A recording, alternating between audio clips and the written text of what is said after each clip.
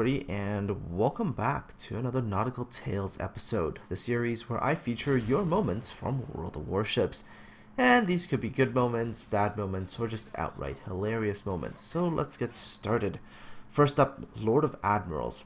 Lord of Admirals is in Umikaze, and initially, I think Lord of Admirals was trying to sneak down the 9 line, hopefully get behind all these enemy ships, especially the battleships. Unfortunately, Lord of Admirals ran into Nievny. Now, Nievny is a gunboat, and the Umikaze, while okay against battleships and things like that, not really going to do all that good against the gunboat. So Lord of Admirals does the smart thing, which is let's retreat back through the gap between the islands, and just maybe he can get some torpedoes off on some of those battleships that are coming up the 8 line. Now, you'd expect that those enemy battleships that are coming up that 8 line to at least maybe, I don't know, look at your mini-map or maybe just look at your screen. One of the enemy destroyers popped up really close to you, right at the gap too. Was spotted by your destroyer. Maybe you should be a little bit careful. Yeah, no.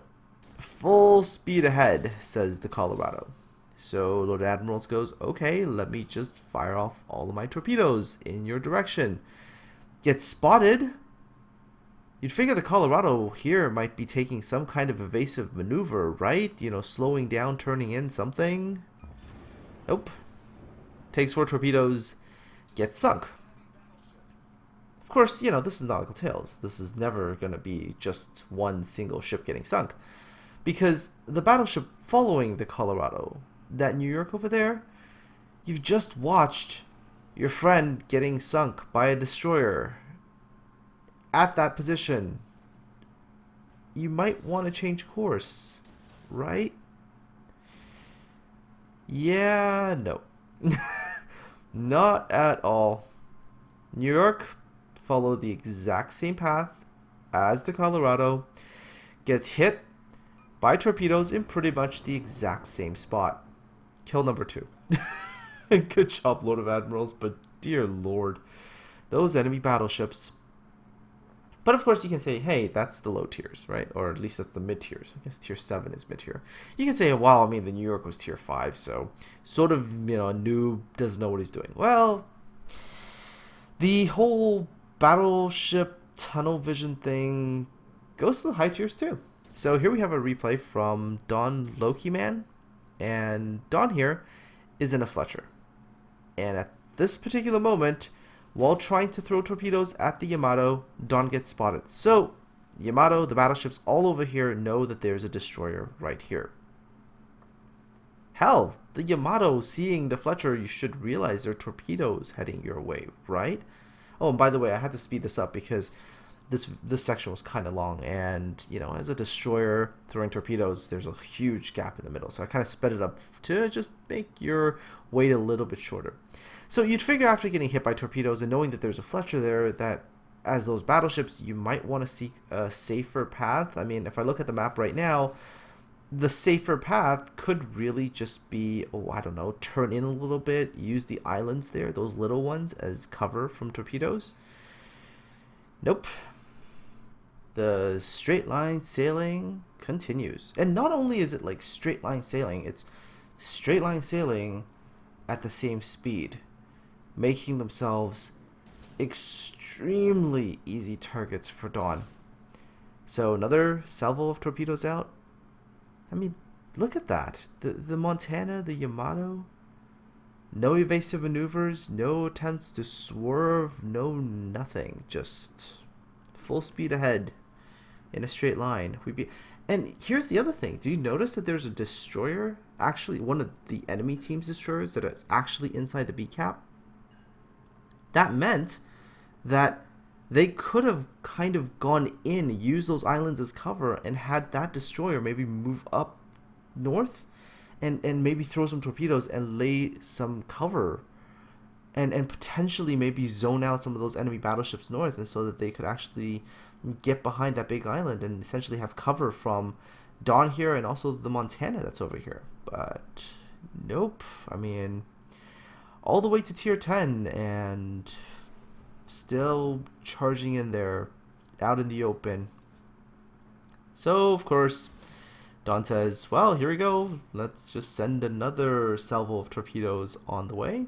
And that Montana that was with the Yamato, that saw the Yamato getting sunk, you'd figure that maybe there would be an attempt, just a little attempt, to throw off the destroyer's aim. You know, cutting speed maybe, swerving, something. Yeah. 2 tier 10 battleships. Easy kills for this flesher. As 3 more torpedoes hit that Montana, rip that Montana. Good job, Don. Very good replay.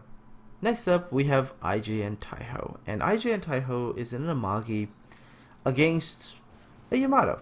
Except the Yamato is completely by himself. And by the way, that is a really bad place to be if you're in a Yamato. And the reason why is there are 4 destroyers nearby.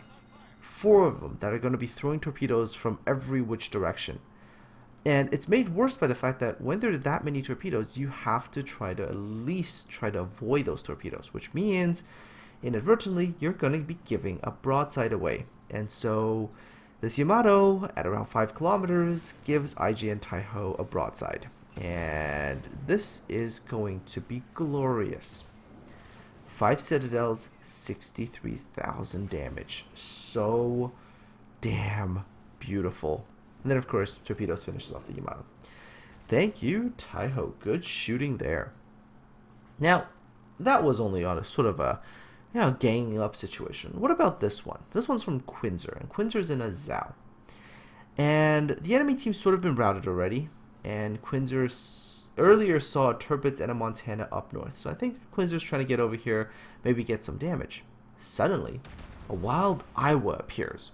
So Quinzer immediately went from HE to armor piercing. And that's because at this kind of range, armor piercing is really viable. At first, Quinzer thought about going for torpedoes, but, you know, giving a broadside to an Iowa could get you one-shotted. So instead, Quinzer decided to go for the armor piercing. Managed to land 6 Citadels on the first level, took off 30,000 HP off the Iowa. So, easy kill. Go with the torpedoes. But Quinzer isn't done. Because remember earlier I mentioned that there was a Montana up there? Oh, look. A wild Montana appears. This time, Quinzer at first baits the salvo from the Montana, at least from the forward gun. So now the Montana has to turn the ship to get the rear guns out. So Quinzer, if the Montana had gone broadside, Quinzer could have gotten multiple Citadels. So the Montana opted to maintain an angle. Quinzer decided, well, if you're going to keep going for the angle, I'm going to go for torpedoes. And of course, Zao has these beautiful 72-knot rockets. And, well, there we go. Adios, Montana. Oh, hey, look. Tirpitz is up here, too. And the Tirpitz is almost dead. So, can Quinzer bag himself a third? Let's see. His team is almost capped out, too. Take a look at that. B cap, almost done. Tirpitz has managed to get off a heel. So let's see what happens here. First hit on the superstructure, 1,000 damage. Second group of shells there, bam! Kill number 3 in a super short period of time. Alright, next up we have a replay from FullMetalChickeneer, who is playing in Atlanta. The Atlanta really doesn't make it into a lot of videos at all, because the Atlanta's just not very good right now. Turrets, super easy to knock out. Armor's not really that great, not really that fast. Arc is pretty atrocious. Range is, well, always kind of been crappy range and everything. But the Atlanta does excel at one thing, and that one thing is killing destroyers. And on this particular map, on this very map, the Atlanta, if it goes to sea on a domination cap battle, can fight a lot of destroyers. It's ideal prey. And you can just see how quickly destroyers go down. First up, that Wix. And that poor Wix, by the way. I think you're in the wrong battle. So Wix dies really, really quickly. Next up, there's a Nicholas. And much like the Wix earlier, this Nicholas is going to die under a barrage of fire from FullMetal's Atlanta. One surprising thing, though, is that Full Metal's Atlanta has only had turrets get disabled, not outright knocked out. And these destroyers are just throwing themselves against a fully armed Atlanta, which is going to absolutely decimate your ship. The only chance you really have against an Atlanta and a DD is to knock out all of its guns, truth be told. I've actually had to do that once when I was in a destroyer. It worked. Might want to consider that in the future. Next up, we have a replay sent in from Rock Raider. Although the replay doesn't actually feature Rock because Rock died earlier. Anyhow, this replay features a St. Louis called Red Avenger 6 and a Karlsruhe captained by one mad trucker and that Wyoming over there, OS 1212. So look at the situation. 2 cruisers versus 1 battleship. Battleship is under half health and the battleship is firing high explosive. So think about the weapon systems on the ships, and this should be a pretty easy fight for these 2 cruisers. If the St. Louis goes broadside and starts firing off HE, then the St. Louis can, with its sheer volume of fire, set enough fires and do enough HE damage to really hurt the Wyoming. The Karlsruhe has a good rate of fire on its guns. They're smaller caliber, but HE still hurts, and the Karlsruhe has torpedoes. This really should be a pretty easy engagement, right? Well, no, because, yeah, you're gonna see things go just really weird, and a very standard engagement goes a little off the rails here. So, Red Avenger, I think, is trying to go for a ram. And then, okay, wow, okay, so Trucker threw torpedoes, missed the Wyoming, narrowly sunk his own teammate there. So, Red Avenger didn't get in the ram properly, so they all ended up on the border. Then Red Avenger starts sliding on the border, and then rams the Wyoming, but not at high speed, so, you know, doesn't get the kill. The Wyoming gets diehard from that, then Mad Trucker comes in and rams the battleship, finally securing the kill, granting the enemy Wyoming a double strike and a diehard. Good job, guys, really, good job. Next up is a replay sent in from Umikaze Terror. Sorry if I mispronounced that. And this is a very interesting situation, because on my side, when I was recording it, everything was fine. The replay was perfect. But apparently when Amatsu was playing this game on his computer, something happened. There was a bug or a glitch or something like that, and couldn't see any enemy ships, couldn't see any enemy planes. Apparently there's a whole bunch of things on his screen that was just completely missing. So he's basically playing blind. The only things that he could see are smoke, torpedoes, and shells fired from guns. So, you know, what can you do? Like, in a situation like this, in most situations, there's nothing you can do. You can't even kill stuff. You can't see things. You can't shoot at things. But Amatsu actually does a pretty solid job. What he's doing is he's using the positioning of where shells are coming from. He's looking at where torpedoes are getting launched from, and he's making these little predictions about where things might be. So here he sees the enemy torpedoes come out, he sees the shells coming out, so he decides, I'm going to fire my torpedoes in that direction, and maybe I'm going to catch a destroyer napping. Enemy team has 3 Shimikazes, and even though we can tell where they might be, Amatsu has no clue. That Shimikaze that's right there, 6 kilometers away, doesn't see it at all, because the Shima is not shooting at him. All he sees is smoke. But he manages to get his torpedoes into the smoke cloud, and there you go. Lo and behold, there's a Shima hanging there, manages to bag himself a Shima. There's a DD to his right. So he turns in because he's expecting there's torpedoes there. So again, very nicely played. Dodges most of those torpedoes, dodges the next set as well. So there you go. Stays safe, manages to keep bow pointed most of the way in, so dodges the Shimikaze. That Shimikaze pops up 1.7 kilometers away, and he doesn't even know he's there. You can tell by the way he's playing. He doesn't even know he's there. The only thing he knows is that he saw those torpedoes come out, Otherwise, you'd be shooting at him already. So he's managed to bag himself one Shimikaze already, and his secondaries are just unleashing hell. And there you go, picks up another Shimikaze kill. Not bad at all. 2 Shimikaze kills while you couldn't see a thing. Fantastic job, Umatsu. Thank you for sending in this replay. Anyways, let's meet an Izumo, shall we say. This Izumo is very, very special. Like, really special. Let's analyze this play first. So, this Izumo comes under a bit of fire from this Iowa. And this is a really important Iowa. We'll get back to this Iowa in a minute here. So, this Izumo over here, his team is nowhere in sight. Most of his cruisers are running along the B line, heading towards the 10 line. So, the Izumo turns in completely alone.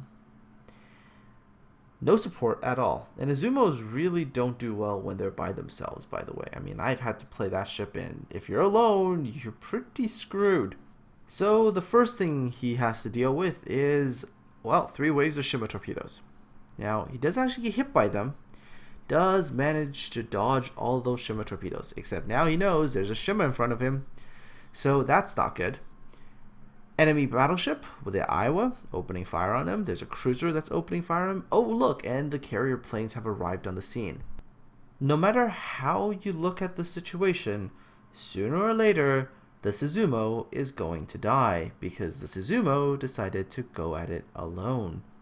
Now, the carrier does the good thing. Gets on the side of the Izumo, forces the Izumo to turn, gets a decent drop in, 4 torpedoes. The Izumo turns, which means he's giving the broadside to the Iowa, and the Iowa punishes him with massive Citadel hits. CV comes in after landing the first 4 torpedoes, drops a few more, and does manage to secure the kill. So, good job, Green Team. And pretty much, that was a good kill, right? Well, yeah. I mean, here's where our Izumo decides he needs to go and be special. He immediately says, reported. And I'm going to speed it up so you can read the chat here. Reported! And he's reporting people and says, everybody report the enemy team CV because torp spam. And his own team is like, what? Why? And here's the thing. Izumo, the Iowa really hurt you. The CV did some damage, yes, but the Iowa's the one that really crippled you with those Citadel hits. But no, don't hate on the Iowa for hitting you and landing good shots. Report the carrier. And, well, I'll skip ahead a little bit more, and yeah, just you wait. This Izumo is capital S special, really. So he goes, oh, report all the CVs for playing CVs. So that's a reportable category now? I wonder what that report would look like. So, yeah, according to him, carriers are World of Tanks arty players. Yeah, and at the end of this battle, he goes all 5 reports to all the CV players, including the CV players on his own team. Yep, he's going to report them all. And his conclusion at the end of this battle is that the very next battle that he's going to get into, he has a plan. He's going to get into the very next battle with his Izumo, and he's going to TK a CV. Who cares if that CV was innocent for whatever the CV's done, but, hey, I'm going to go TK him. Well, in the very next battle, Ofi runs into our special Izumo. And that Izumo starts backing up without any hesitation, opens fire on his carrier. Izumo, why didn't you, I don't know, go shoot the nearest battleship? Because it's kind of the battleship that killed you? Or are you so bad at this game that you can only pick on a carrier that can't shoot back? And you know what? You guys should really pay attention to the Izumo firing his guns, because I'm seriously wondering how good he is at his battleships. Like, I'm seriously wondering how competent he is at shooting, because right there at 0.9 of a kilometer, he missed 2/3 of a salvo on a stationary carrier. Dear Lord Izumo, if you're going to TK, at least TK properly, for God's sakes. I mean, at least show me that you can TK the right way. Actually, speaking of TKing the right way, why didn't you use armor piercing? Because, you know, you could Citadel a friendly carrier, and you could have done substantially more damage. So, why HE? That's another question I've got. I mean, do you have problems distinguishing between armor piercing and high explosive? Is that the reason why the Izumo's not working for you, and you're taking your anger out on a carrier? And the thing is, Ophi wasn't even the carrier that killed him. It was the other carrier on Ophi's team that did the job. So, yeah. Hey, I've got another piece of advice. Izumo, in the future, if you get really frustrated with the game, might be a very good time to just turn the game off. You know, there's a button called the escape key, and you can click, you know, exit game. And then you can go and maybe have a meal, maybe hang out with significant other if you have one. Actually, I'll take that one back. I don't think so. Anyways, you know, maybe take a break from the game and then come back later when you feel a little bit better, and maybe things will be okay. There's definitely no need to go around and kill your own teammates, turn pink, potentially get banned, and also ruin the game for everybody else. You know, just a thought. Anyways, Ophi, thanks for sending that in. Okay. So we're going to end off with my replay. And I did something for the sake of entertainment. I took Umikaze into a tier 10 battle. Yes, I know I failed division. You guys don't have to tell me. I understand. But remember, I went in here with a bit of a plan. The Umikaze with a full concealment captain. I had like a 16-point captain or something I took into this. The Umikaze's detection range, 4.9 kilometers. But it's got 7-kilometer torpedoes. So I am going to absolutely hound this Montana. First salvo was a long ways off. Torpedo hit, 1 torpedo, flooding. So here's the scary thing about the Umikaze, is you can get a torpedo salvo off every 20 seconds. Which means on my first salvo, I would have flooded the Montana. The Montana would have most likely repaired that flooding, except only seconds later to have more torpedoes hit him again. Cause another flooding, more torpedoes on the way, another set of torpedoes on the way. And it's just a constant stream of torpedoes. And at 5 kilometers, I'm not spotted at all. Because unless I drop under 5, I will never be spotted. So this poor Montana, tier 10 battleship, is getting pretty much obliterated by a tier 2 destroyer. That's fun, right? I mean, this is using World of Warships mechanics, you know, with this is using World of Warships mechanics and just trying to abuse the hell out of the other battleship. Anyhow, and the thing is with the, you know, flooding and everything, Montana's lost speed too. Can't go full speed. So these torpedoes are gonna hound them and really, really do a metric ton of damage to them. In fact, if I remembered afterwards, the combined damage from torpedoes and flooding amounted to, I think, 87,000 damage. Not bad for a tier 2 destroyer, especially considering that it was a tier 2 destroyer in a tier 10 battle. So eventually, I mean, I actually don't get the kill. One of the other destroyers with faster torpedoes gets in the killing blow. But I mean, I did most of the damage, and I was actually quite thrilled with it. So let's take a look at this particular clip, and let's look at it from the perspective of the Montana. And you guys are going to feel really sorry for him, because it really does suck. So here we go. Let's take a look at this entire little sequence from the Montana's perspective. Here we go. So here's the Montana. And this is what it feels like to be the battleship. Now, remember, he can't see me. So on his screen, I'm invisible. There's just torpedoes heading for him. So I'm not there. But the torpedoes popped up. And immediately he kind of reacts, but takes 1 torpedo to the bow. So he gets flooded. And you can tell immediately that the ship slows down, but he probably hits the repair right away to keep his speed up. And with the speed up, he's trying to regain his speed, and there's the second wave of torpedoes. So hasn't even had time to really react yet.